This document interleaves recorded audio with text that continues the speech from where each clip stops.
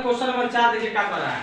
4 कह रहा है कि निम्नलिखित में से, मतलब इसमें ढेर क्वेश्चन दिया है, 10 क्वेश्चन दिया है। आप बुक देखिएगा तो देखिए बुक में जो है 10 क्वेश्चन दिया है, वही बोला है कि निम्नलिखित में से कौन कौन एपी में है। यानी पहले चेक करना है कि कौन कौन एपी में है। यानी ये देखिए ये श्रेणी है, ठीक है। यहाँ एपी लिखा है, यहाँ अरे यहाँ एपी नहीं ना लिखा है, नहीं। अगर यहाँ एपी नहीं लिखा है तो पहले चेक करें कि कौन कौन एपी में है। अरे कल नहीं बताए थे एपी में चेक करने के लिए घटा घटा के सबका अंतर समान हो तो एपी में होगा, नहीं बताए थे। तो निम्नलिखित में से कौन कौन एपी में, एपी में चेक करना है। यदि एपी में है तो इसका सार व अंतर ज्ञात कीजिए। सार व अंतर मतलब क्या होता है, डी का मान ज्ञात करना, यही ना। सार अंतर मतलब क्या होता है, डी का मान ज्ञात करना है। और इनके 3 पद लिखिए, ध्यान से देखिए क्या लिखा है, 3 पद लिखिए। और बोला है और 3 पद, मतलब देखिए 1 2 3 4 पद दिया है। कितने पद दिया है, 4 पद। और 3 पद बोल रहा है तो आप चौथा छोड़ देंगे, 5वां 6वां 7वां निकालेंगे। यानी A5 A6 और A7 निकालेंगे। यानी सबसे पहले इसको चेक करते हैं कि एपी में है कि नहीं है। ध्यान से देखिए, चेक करने का नियम है, हम पीछे वाले पद में से अगले पद को क्या करेंगे, घटाएंगे।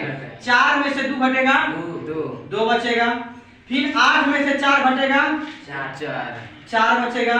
16 में से 8 घटेगा, 8 बचेगा, बचेगा ना। देखिए 2 में 4 में से 2 घटेगा, 2 बचेगा।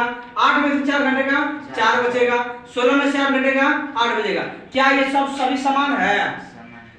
अरे अंतर समान है, समान कहाँ है, अंतर देखिए यहाँ 2 है, यहाँ 4 है, 8 है, समान है। समान का मतलब कि इसका अंतर जो है 2 आता, नहीं तो फिर 4 4 4 4 4 आता, और नहीं तो 8 8 8 8 आता। तो अंतर इसका समान नहीं है, इसलिए यह श्रेणी एपी में नहीं है। तो सिर्फ लिख दे रहा है कि एपी में नहीं है। यानी श्रेणी क्या है, एपी में नहीं है। ये श्रेणी एपी में नहीं है। जब देखिए एपी में है कि नहीं है, यदि कोई एपी में है तो इसका सार अंतर ज्ञात करना है। जब एपी में है ही नहीं तो सार अंतर कहां से ज्ञात करेंगे? हमारी बात नहीं समझ में आ रही है। तो सबसे पहले एपी में चेक करना है कि नहीं है। अब देखिए यहीं पे दूसरा हम बना रहे हैं, देखिएगा ध्यान से। दूसरा देखिए क्या बोला है, दूसरा दिया है ध्यान से। दूसरा दिया है 2 कोमा 5 बटा में 2 कोमा 3 कोमा 7 बटा में 2 डॉट डॉट डॉट दिया है। अब इसको सबसे पहले हम चेक करेंगे कि एपी में है कि नहीं है। तो आप चेक करने की देखिए डी बराबर क्या होता है, सबसे पहले जान जाइए। इसको हम क्या कहते हैं, A1। इसको हम क्या कहेंगे, A2। इसको हम क्या कहते हैं, A3। इसको हम क्या कहेंगे, A4। यानी देखिए ये A1 मतलब प्रथम पद का मान है, नहीं। A2 मतलब दूसरा पद का मान है, A3 मतलब तीसरा पद का मान है, A4 मतलब चौथा पद का मान है। हम फार्मूला जानते हैं, D बराबर A2 माइनस A1 जानते हैं। अरे D क्या है, D सार व अंतर है, क्या है, D सार व अंतर है। तो A2 का मान कितना है, 5 बटा में, ध्यान से देखिए यहीं पे A2 का मान देखिए, A2 के जगह पे A2 का मान 5 बटा में 2 रखते हैं, बराबर माइनस फार्मूला में तो माइनस लिखे हैं। A1 का मान कितना है, 2 है, लिख दिए। अब इसको देखिए बटा पर जोड़ा गया, अरे नीचे में कुछ नहीं तो 1 रहता है। अब 2 और 1 का क्या करेंगे हम, 2 और 1 का एलसीएम निकालेंगे, 2 ही होगा, ठीक है। अब देखिए ध्यान से, 2 में 2 से भागा देंगे 1 आएगा, और 2 में 2 से भागा देंगे तो क्या आएगा, 1 आएगा। 1 जो होता है इसके ऊपर वाला में गुणा करते हैं, तो 1 किसमें गुणा करेंगे, 5 में। तो 1 में 5 से गुणा करेंगे तो 5 ना होगा, फिर माइनस ये है तो माइनस करेंगे। अब यहाँ बाटा पर जोड़ हम सिखा रहे हैं आपको, समझ में आ रहा है। अब देखिए 1 को 2 में भागा देंगे तो क्या आएगा, 2 ही आएगा। और 2 किसमें गुणा करेंगे, 1 के ऊपर वाला में, तो 2 में, तो 2 गुणा 2 कितना होगा, 4। 5 में से 4 घटा कितना बचेगा, 1 बटा में 2। यानी एगो डी का मान 1 बटा में 2 आया है। फिर डी का मान निकालेंगे, डी। अब देखिए A2 माइनस A1 कर लिए, तो अब क्या लिखेंगे, A3 minus A2, A3 minus A2। ध्यान से A3 का मान कितना है, A3 का मान 3 ना है, और A3 का मान 3 ना है। A3 का मान 3 रख दिए। अब बताइए A2 का मान कितना है? हाँ -5/2। ध्यान देखिए माइनस यहाँ है, यहाँ माइनस लिखे हैं। A3 का मान 3 है तो 3 लिखे हैं। A2 के मान 5/2 है तो 5/2 लिखे। अब इसको हल करना आपका काम है। देखिए ये जो हल किए, देखिए ऊपर में ये जो हल किए है ना, ये सब बताता है। अब मेरा तरीका से सुनिए इसको हल करने का। 3 में 2 सॉरी नीचे लिख देंगे, ये मेरा तरीका है। 2 में 1 से गुणा करिए क्या होगा? 2 होगा। 2 में 1 से गुणा करना है क्या होगा? 2 होगा। 2 में अब तिरछा तिरछी गुणा करिए। 2 में 3 से गुणा करिएगा, फिर 1 में 5 से गुणा करिएगा। 2 में 3 से गुणा करिएगा कितना आएगा? 6। बीच में क्या है? माइनस। 5 में 1 से गुणा करिएगा 5 बराबर 6 में से 5 घटेगा 1/2। हमारा तरीका से हल करना ठीक है ना? माने आप ऐसे एलसीएम में क्या हल करिए, अच्छा है 1 में 2 से गुणा करिए 2 होगा, फिर 2 को 3 में गुणा करिए 6 होगा, बीच में माइनस है तो माइनस, और फिर 1 में 5 से गुणा करिए 5 होगा, 6 में से 5 घटेगा 1/2। अब देखिए इस d का भी मान 1/2 आ रहा है, इस d का भी मान 1/2 आ रहा है। फिर एगो d का मान निकालेंगे, ध्यान से देखिएगा। d का मान निकालते हैं, फिर एगो d का मान निकालेंगे, ध्यान से समझना है। d बराबर A4 माइनस क्या होगा? A3। अब देखिए ध्यान से A4 का मान कौन है? 7/2। A4 का मान 7/2 है, माइनस A3 का मान कितना है? 3 है। वेरी गुड, 3 है। और नीचे में कुछ नहीं है तो 1 छिपा हुआ रहता है। अब बताइए हमारे तरीका से हल करने का इसका नियम। 2 में 1 से क्या करेंगे? गुणा। ये हमारा तरीका है। 2 में 1 से क्या करेंगे? गुणा। और फिर तिरछा तिरछी इसमें, फिर इसमें, तो 7 में 1 से गुणा करेंगे 7। बीच में क्या है? माइनस, तो माइनस। बीच में क्या है? बीच में माइनस है इसलिए माइनस लिखेंगे, यहाँ माइनस लिखे हैं यहाँ। और फिर 3 में 2 से गुणा करेंगे 6।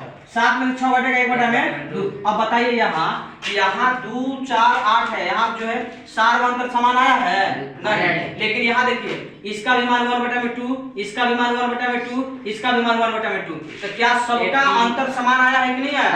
आया है। तो जब सबका अंतर समान आया है इसलिए यह जो है एपी में है। वेरी गुड, एपी में है। जब एपी में है तो क्या करेंगे? जब देखिए एपी में है तो इसका सारवंतर लिखिए। अरे सारवंतर लिखना है, कब से लिखिए रहे हैं। सारवंतर इसका कितना आएगा? 1/2। सारवंतर 1/2, सारवंतर 1/2। अरे डी सार्वे अंतर ना है, डी नहीं सारवंतर है, सारवंतर है। देखिए सारवंतर ज्ञात कीजिए, उसके बाद और इनके 3 पद लिखिए। तो इसको आप लोग उतार लीजिए, उसके बाद 3 पद और लिखवा रहे हैं।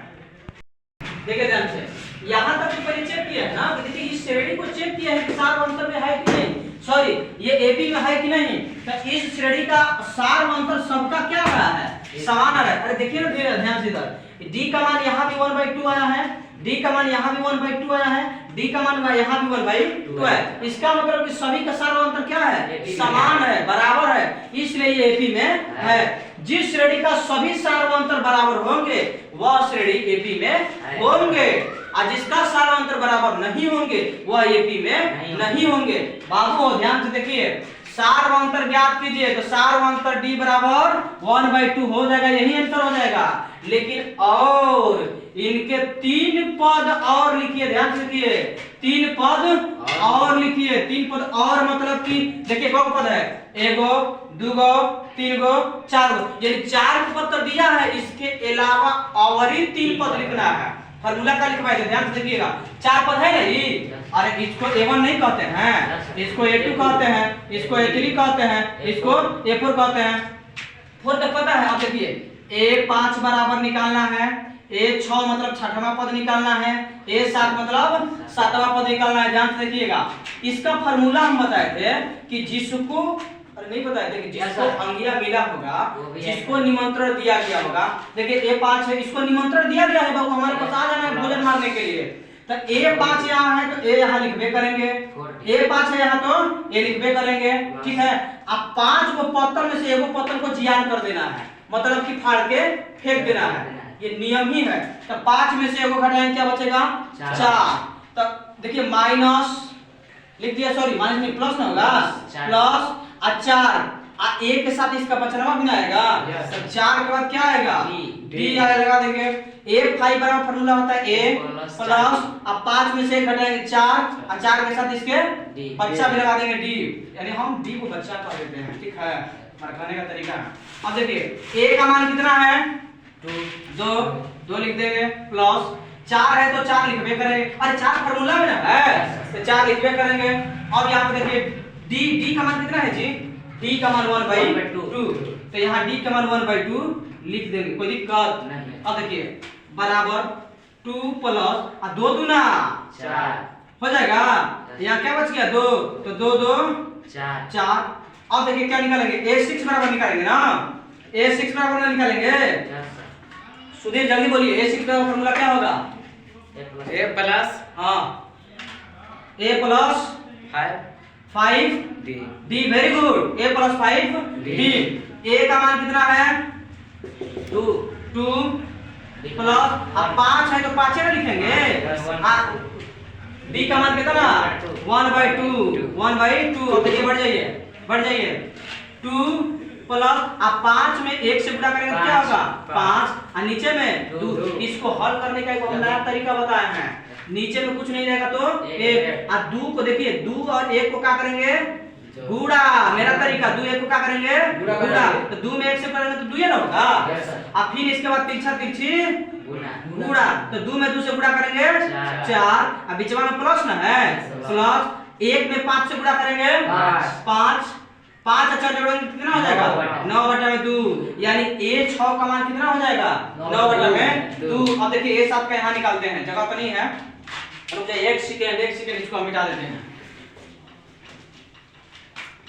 a7 का देखिए यहाँ निकाल रहे हैं, a7 का यहाँ निकाल रहे हैं, तो a7 बराबर चंद्र से बताइए क्या हो जाएगा a plus 6d, a plus 6d हो जाएगा। ध्यान से देखिए a का मान कितना दिया है 2, ध्यान से बता देना है, छोड़ दे a का मान 2 प्लस, अरे प्लस फार्मूला में तो प्लस, उसके बाद 6 फार्मूला में तो 6 और d का मान कितना है हाँ d का मान कितना लिखे थे हम 1/2, तो d के जगह पे 1/2। अब ध्यान से बराबर 2 प्लस 2 तिहाई 6, यहाँ 3 ना लिखेंगे 2 और 3 जोड़ेंगे 5, यही ना बोला है। अब बोला है कि 3 पद और लिखिए, तो 3 पद लिख दीजिए। पहला पद क्या आया है, अरे सॉरी पांचवा पद क्या आया है 4, उसके बाद क्या है फिर छठवा पद 9/2, सातवां पद क्या है 5। बाबू यही जो है बोला है 3 पद और लिखिए, यही क्या होगा 3 पद, एपी के 3 पद और लिख दिए हम, एपी का यही क्या है 3 पद और ही, यानी 4 को छोड़ के और 3 पद लिखना है, यानी हम 1 और 2 क्वेश्चन बनाए और इसके अलावा जो भी क्वेश्चन बचा है घर पे क्या करना है बनाना है। जो तो ये कोचिंग चल रहा है क्या बोलते हैं रामेश्वरगंज आशिकपुर चलनिया में, जो भी आना चाहता है तो जुड़ जाओ, नंबर अच्छा आएगा, ठीक है। और सब्जेक्ट की पढ़ाई हो रही है, बढ़िया से पढ़ाया जाएगा, एकदम ऑब्जेक्टिव को भी विशेष तरीका से तैयारी कराया जाएगा, यानी ऑब्जेक्टिव को भी पर डे जो है 2 दिन पे दिया जाएगा। और आइए पढ़िए, थैंक यू सो मच।